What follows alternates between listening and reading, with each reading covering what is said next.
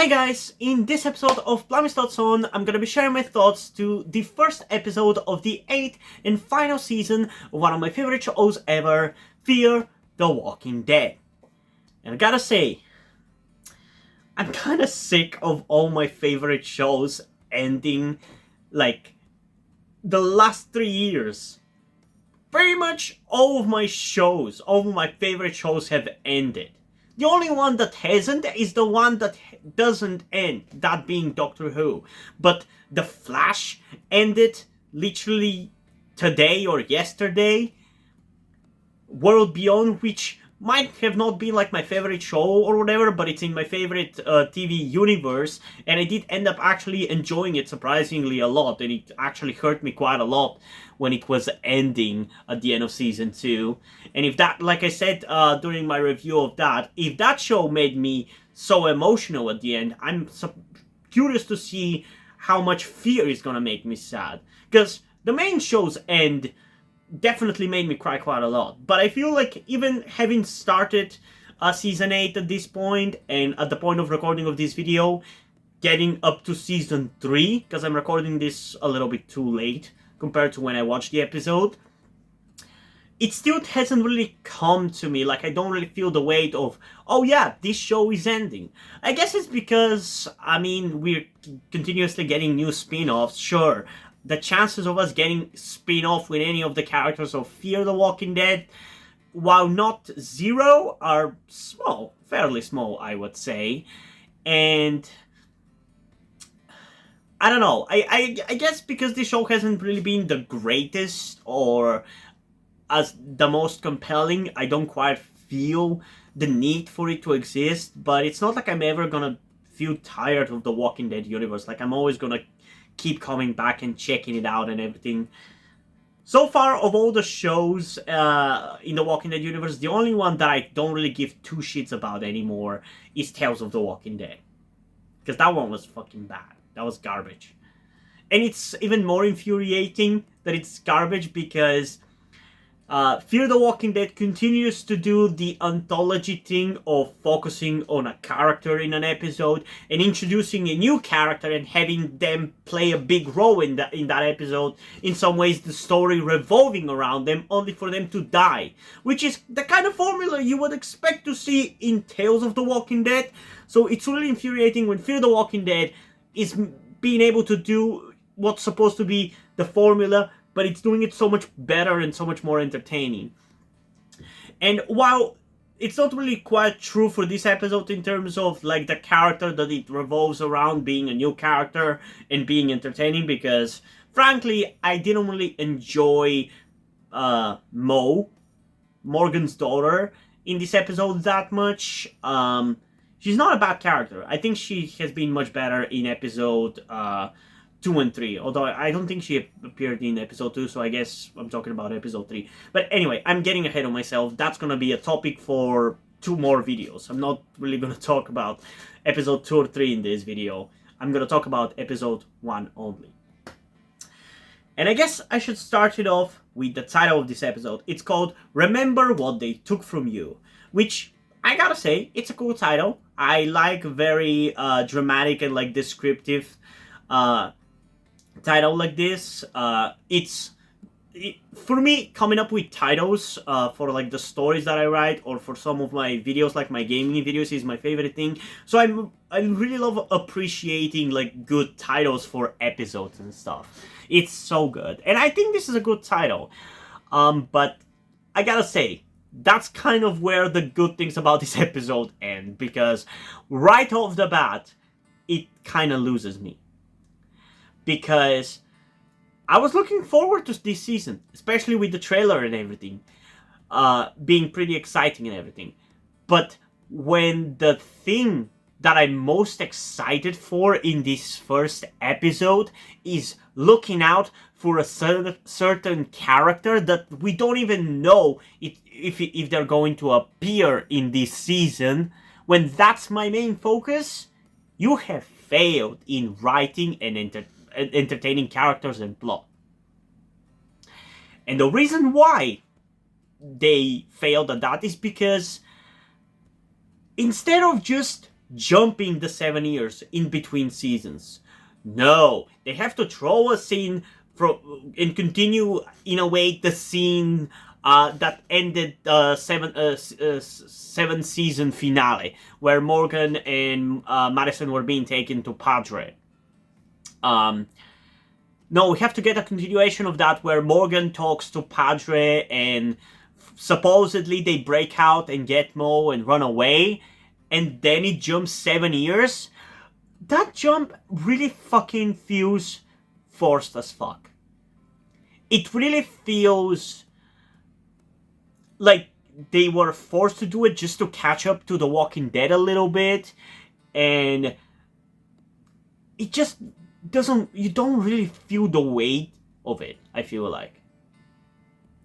Because, I mean, it kind of feels like it's a late addition to the plot, because a lot of things about the characters during this season so far, and even in the later episodes of like episode 2 and 3, really feels like, I mean, they could have easily done with like a year time skip, not 7 years. Because a lot of characters just take the fact that, oh, it's been 7 years since we've seen each other so fucking nonchalantly. And the writers as well kind of create these contrivances that are so fucking contrived after 7 years, it's fucking insane. I've never been a person to really be bothered by contrivances about, oh, this character suddenly appeared here after all this time. How... and exactly when these characters were there. Like, I'm never been that kind of person to be bothered by that. Like, I wasn't bothered when Morgan went to Texas and met the cast of Fear the Walking Dead. And then Dwight came in a season later and he found Morgan. Like, what are the chances? Like, something like that never bothered me. But in this episode, Madison escaping with Mo from Padre Island and meeting Morgan after not seeing him for 7 years, meeting him the second they go on land. I mean, fucking come on. I fucking laughed out loud when I saw that. That's how stupid that was. It just bothered me. And there's a lot of stupid things like that where it's just ridiculous that it's been 8 years and certain characters have put up with certain stuff for 7-8 years and have done these things for 7-8 years. It just feels weird. Like, the handling of that time jump feels weird. I feel like it would have been much better if we just skipped to the opening with Mo, I guess, and not have all the Morgan stuff in the beginning of the episode, because that just made me excited that we were gonna see an initial face-off, and the first episode was gonna be about, I guess, them trying to escape Padre Island and everything, and then we have a time jump between episode 1 and 2. The way they've done it, it just feels weird. Why would you tack on, like, 4-minute scene in the opening of the episode? Because it didn't fucking amount to anything! I guess there's a little bit of a setup there about the fact that Madison was helping out Morgan to escape with Mo, and they, I guess, did. But then we learned throughout the episode that because Morgan wasn't able to protect her when they were trapped with walkers in a swamp, which, by the way, looks fucking visually amazing. That was, like, insane. It's kind of insane how good this season looks. Like, what the fuck? With him not being able to protect Mo, he's forced to call Padre and they take her back, and I guess he puts up with it for 8 years. Like, that's just weird. I feel like this time jump is stupid and it makes our characters fucking stupid. And this will apply even in some of the next 2 episodes, when I'm gonna talk about it in the reviews for those, but it's something that makes other characters stupid, not Morgan, because it just doesn't make any sense that Morgan would put up with that shit for 8 years. How long it took them to go against Ginny? Why would he all of a sudden go for Padre? Like, debatably, Ginny was better than Padre because she didn't separate. Well, I guess she did kind of separate the characters and everything, but not too much. And not if you cooperated. She wanted people to cooperate and work with her. She wasn't as evil as Padre. I feel like Padre is far more evil in that regard. And especially so after having seen some of the next 2 episodes. Jesus Christ. But yeah, the visuals are insane. That's the one positive about this episode and this season, honestly, so far. It looks so cinematic, it's kind of insane. Because the budget is definitely lower, I guess. Like, 8 seasons in, the budget is nowhere near as high as it was during season 1, but the way this season looks is the most season 1 feel that we've ever gotten. Both visually and just like vibe-wise. And especially in the next 2 episodes, I feel like it feels even more season 1 like. I guess episode 2 feels very Walking Dead-esque, and episode 3 feels very season 1 like, but still the visuals are fucking insane. That whole place with like the swamp, the way it looks so good, dude. I'm blown away how good it looks. I mean, it's not like Fear the Walking Dead has looked bad, at least in the last 3 seasons. Once they removed the gray filter for season 6, it's been looking amazing. I never really got the complaints that people were having about season 7 looking cheap. Like, the sets were fine. The sets that they were making about the destroyed nuclear wasteland stuff looked, for me personally, fucking convincing. It wasn't until somebody pointed out that's a set that I noticed that, yeah, it is a set, but it looks fucking good and convincing, and like, what more can you ask about, you know? So yeah, visually it's fucking amazing and I really, really enjoy it, but there was a lot of annoying contrivances during the episode, like that meeting between Morgan and Madison after 7-8 years. I'm not a big fan of the acting of Madison's actress in this episode. It was a little bit fucking annoying. Like, it wasn't compelling, I guess is a better way to put it. I feel like the focus character of this episode wasn't really compelling. Mo is not good enough to carry an episode on its own. That's why, like I said, throughout most of the episode, I was just looking out for that character, and I was looking to see if somewhere in the background or the extras I would see that character. And I'm trying not to spoil whoever I'm talking about. But I swear, I think I genuinely like saw them and heard their voice. Because there's no other reason why they would focus on some of these extras, like hearing their voice, seeing their faces. There's no reason why they would focus on them other than to tease us with it, you know? But yeah, again, if that's what I find entertainment in your episode, looking out for a character that is not there and that we don't have a proof is going to be there, you have failed at writing. Yeah, it's not like in general the concept or I guess the fucking story of this episode is bad. I think it's fine. I just don't think the characters in it are necessarily entertaining enough to fucking carry it. Like, as cool as it is to see Morgan and Madison interact, I don't think they're the kind of characters that really work that well together. Like, they don't really bounce off of each other that well. I don't think the chemistry is quite there, is I guess what I'm trying to say. Like, there was a lot of just annoying bickering throughout this episode. In many ways, it just felt like more annoying version of the season 7 finale, which I wasn't a big fan of anyway. So it was just an extension of that in many ways. I feel like it would have been much better if we just, like I said, ignored the opening scene with Morgan meeting or talking to Paige or whatever, and we just jumped 7 years and we just got introduced to Mo, because the things that I guess kind of focused on her and her learning about Paige's secrets and who are her parents and everything, that was pretty entertaining. Well, for Fear anyway, it's pretty entertaining. But it took way too fucking long, and it's just, again, makes our characters stupid or just not really very likable. Because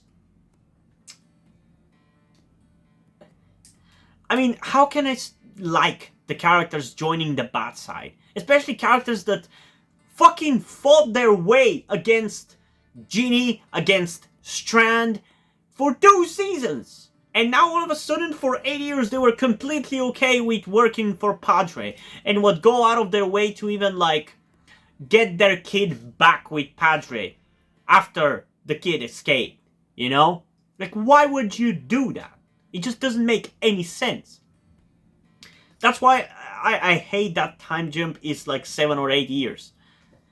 It's like 1 year I can buy that they were like, let's say they were without resources after surviving the nuclear wasteland, that they have no choice but to work for Padre for a while and they bounce afterwards. But after going through that shit with Genie in season 6, like, why would you do that again for 8 years? Why? But yeah, it was pretty entertaining though when at the end of the episode, Morgan straight up just tells her that he and Grace are not her parents and that her parents actually died years ago and that it was Isaac and Rachel. Because, yeah, that is true. It kind of reminds me of that season 6 self-awareness in the writing that I really, really enjoyed. That definitely wasn't there in season 7, but I still enjoyed it anyway. And we still have a couple of lines in episode 2 and 3 that also remind me of that season 6 self-awareness that I really, really like. I'm glad that they're bringing that back. Maybe the ghost writers from season 6 are back, who knows. But yeah, I really enjoyed that line. But again, it just doesn't make any sense that these characters would do this. After fighting so hard to escape Genie and everything, why would you do that? But I guess at the same time, considering how stupid the characters were to fall for Genie in season 6 or the season 5 finale, I haven't really seen it. I'm just kind of assuming it from recaps and the things that I know about it from recaps. The fact that they fell for Genie back then, I guess, kind of sets a precedent that they're stupid like that. But yeah, overall, it was just not really super engaging of an episode. The visuals were pretty cool and enjoyable and definitely were an entertaining part of the episode, but you can't carry an episode based on visuals alone. And the characters were just either annoying because of their stupid actions, kind of felt out of character at times, or were just kind of bland, you know? Because they couldn't carry an episode, and there was just not really enough chemistry between them to carry the episode. And then there's also the stupid plot contrivances that really kind of ruined the episodes. I don't think this is like per se a bad episode, but I don't think it's a good season premiere, and it's definitely broken the trend of really good season premieres, because I think the season 6 premiere is the best episode of season 6 still, and the season 7 premiere is definitely the best episode of season 7. I really did enjoy it quite a lot. But yeah, the season 8 one wasn't that great. I do love after having seen the next 2 episodes, I'm definitely more lenient on it, and I'm definitely more into it. But I'm still not too big of a fan. I still feel like it wasn't quite as exciting as it should have been. Yeah, I don't know. I've taken a couple of days since watching the episode to kind of think of it about it a little bit more and really get around my thoughts and figure out exactly how I feel about it. But yeah, this is basically how I feel about it. It's a little bit of a mess. Like, I think some people in the subreddit put it really well, where it just feels like a death by 1,000 cuts. On paper, it's not a bad episode, but there's a lot of little things that just kind of poke at you to the point where it just kind of falls apart at the end. And maybe falls apart is a little bit too strong of a word, but it kind of causes it to have too many holes, to the point where I'm just passing through it and not really able to latch onto anything and enjoy it, you know? Because it's like, it's not like there aren't good moments in the episode. I love the flashbacks with Mo escaping with Morgan and getting stuck with the walkers in the swamp. That's pretty cool. I like the visuals of the episode. Like I said, I kind of like seeing Morgan working for the bad guys, I guess, because we haven't seen something like that. As stupid as it is and as out of character as it is for him, it's kind of cool to see. It makes me think what we could have seen if, let's say, he decided to join the Saviors as a double agent or something, back in, like, the main show, Season 8. So that was kind of cool, and I did like seeing some of the interactions between him and Grace at the end of the episodes when she also showed up. And after that line about how Rachel and Isaac are Mo's parents and not them, there's some entertaining stuff throughout the episode, but but by and large, I just feel like it's not quite as entertaining as it should have been. Like, it works as a premiere, but it's just not as good as it should have been. It lacks in excitement. I feel like maybe if they threw in more characters and more plot threads, I think it could have been quite entertaining, but it's just the plots that they chose for this episode, as much as it makes sense for a first episode, like I see what they were building and setting up and everything, as much as I get that, I just feel like a lot of the episode was just kind of empty. It feels like the story of the episode was maybe 20 minutes and they stretched it to 20. To 40, which is especially infuriating because this season it's shortened. Like, it's not even like it's 12 episodes, not even 16, and they're still fucking having to stretch this shit. Why? Because you can't pay the actors to appear in more episodes? Yeah, I don't know. It was okay. I'll go with that. It was okay. I wouldn't call it bad. It's still better than a lot of episodes in Season 7. Because, yeah, even though I personally like Season 7 and I like the nuclear environments, there's a lot of bad in Season 7. It's definitely not quite as good as Season 6, but yeah, it's still not as exciting as it should have been. It's like, I feel like the quality is better for this season, but the excitement is gone. Whereas for last season, I guess you could say the quality was worse, but the excitement was more there. I don't know. That's just kind of how I feel about it. And in terms of rating, I think I'm going to go with a solid 7.8 out of 10. Maybe a little bit too high. I don't know. It was too boring for a premiere for me. That's my biggest issue. It was too boring of a premiere. And I think the fact that right before I watched the episode, I read that somebody said... that the showrunners were saying that this season was going to do away with the anthology format, which personally I enjoyed in Season 6. I liked it in Season 7, but I'm completely fine with them kind of dropping that gimmick at this point. They haven't, for the record.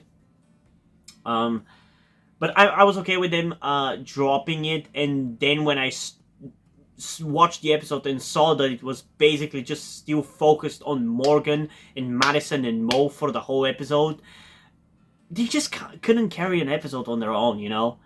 Like I said, it feels like the plot was 20 minutes long and they stretched it to 40, and it's just not how you should do stuff, you know? Yeah. What do I know? I'm at best just an amateur writer who writes on Wattpad because there's nowhere else to write stuff, you know? And I don't even write that much because I don't have time.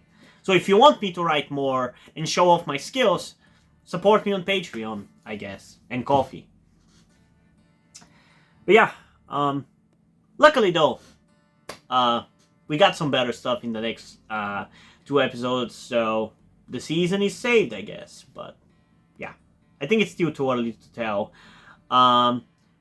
I feel like I'm, in general, just not really quite as invested in this final season as I was for the main show, so I'm not really particularly even bothered whether this season is gonna be a good final season or not, based on things that I'm not gonna spoil to you guys in regards to episode 2, 3, and the trailer for episode 4, it seems like it's probably gonna wrap up character storylines better than the main show, because the main show I feel like didn't really do a lot of bookends and a lot of like character development and the like. I feel like this show is gonna do better in that regard, but it's just that I don't feel quite as invested in it to like really be bothered about its quality.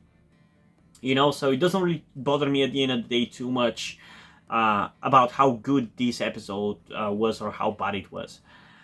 The only thing that where it mattered, is in the fact that it took me like a week to actually sit down and record a review, just because I didn't really have any interest or urge to. But it would feel weird not to do that, since it is a show that I keep up with, it is a show that I keep watching, so to not review it, it would just feel wrong. And I guess before we end it, I should also kind of go through my notes. I kind of forgot that I do that. It's been a while. And again, you can even see in my notes how enjoyable this episode wasn't, I guess, considering how little I wrote, because this is literally all my notes for the episode. See? There's nothing here. That's literally it. Compare that to episode 2 and how much I've written for that. I've written that,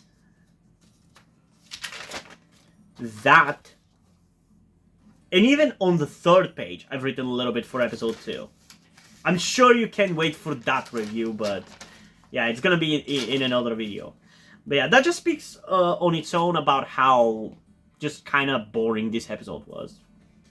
But yeah, let's go through my notes. So the first thing I've written is, why the change in the aspect ratio, which I honestly forgot to talk about straight up, because it's something that I did want to bring up, because I thought that there was something wrong with the way that I'm watching the show. Like, I thought I fucked up something.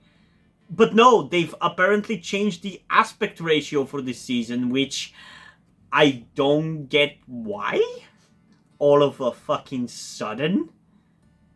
And makes me wonder whether the spin-offs, the other spin-offs like Dead City, the Daryl Dixon show, are all gonna be like that.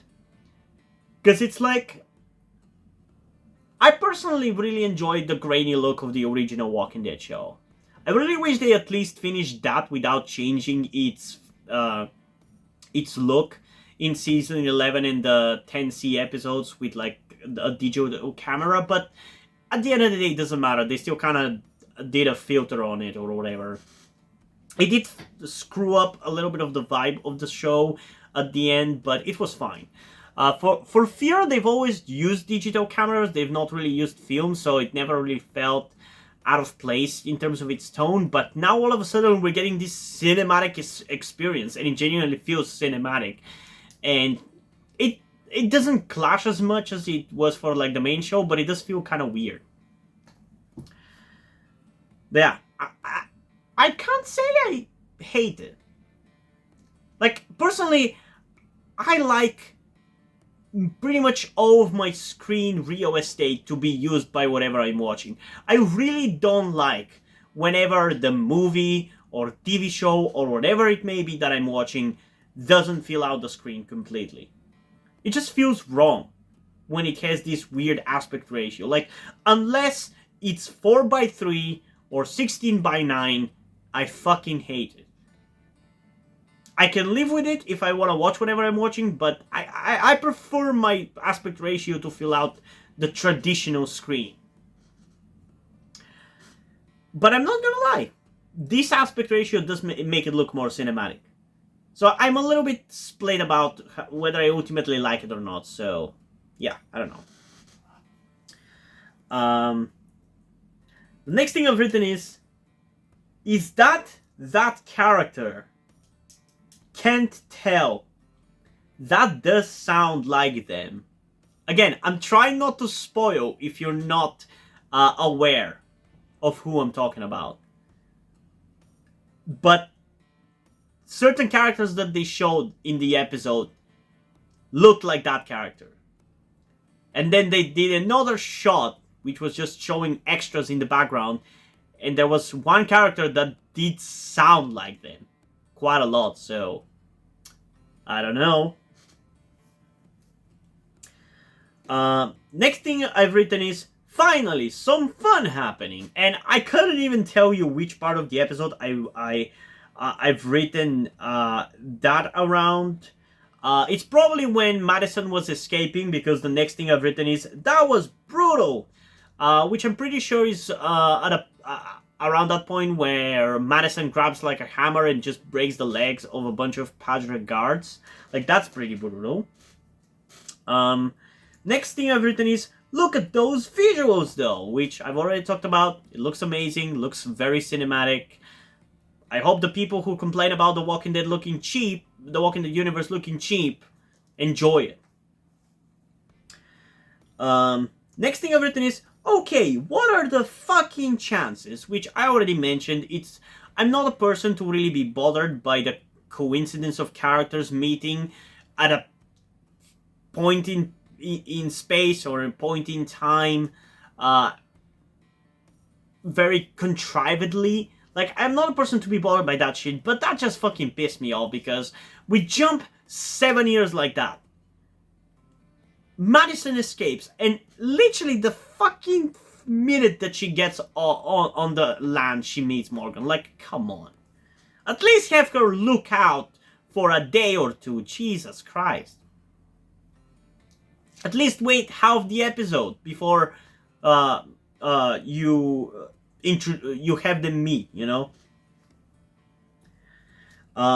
Next thing I've written is, I am so confused. Is he with Padre? And I genuinely was when, after meeting them, he kind of refused to, I guess, talk to Mo and just, like, showed himself as a member of Padre or whatever.